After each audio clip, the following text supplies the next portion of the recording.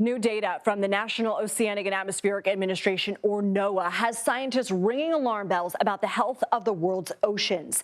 77% of the world's coral reefs have experienced, quote, bleaching-level heat stress over the last 22 months.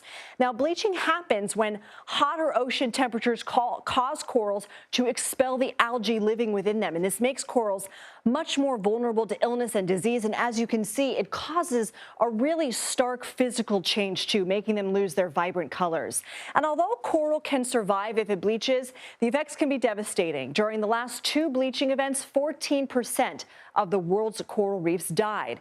Coral reefs, of course, are a huge part of global oceanic health, with a quarter of all marine life depending on them. And they also protect coastlines, interestingly, from erosion and the impact of extreme storms. NOAA estimates that each year, U.S. coral reefs prevent $1.8 billion worth of flooding damage to properties and economic activity. Now, this current bleaching level event, which NOAA scientists call the largest on record, is impacting coral reefs in 74 countries across the Atlantic, Pacific, and Indian Oceans. In light of this news, the UN will hold an emergency meeting next week to discuss financial and governmental policies that could prevent further damage and restore health to reefs. The coordinator of NOAA's Coral Reef Watch program, Derek Manzello, joins us now to dive deeper into this research. Thank you so much for being here. You know, one thing that's alarmed scientists a lot about this coral bleaching event is how fast it's happened. It happened essentially twice as fast as the last major incident about a decade ago. Why is that so alarming, and what has contributed to that? Well, currently the world's oceans are much hotter than they've ever been in any recorded history. So the last year or two, we've seen record ocean temperatures. And as you said, this has caused this record-setting global coral bleaching event to break the previous record in half the amount of time as we hit the record during the third global coral bleaching event from 2014 to 2017. Well, since 25% of marine life rely on coral reefs, what happens to them if the corals around them die?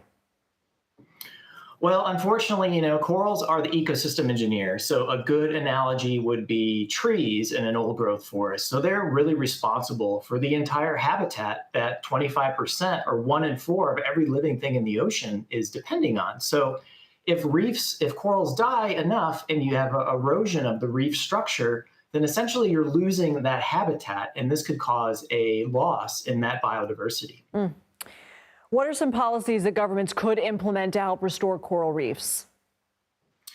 Well, we've seen in the Maldives this year, they actually halted coastal development for a month because they wanted to limit any secondary stressors impacting the bleached corals.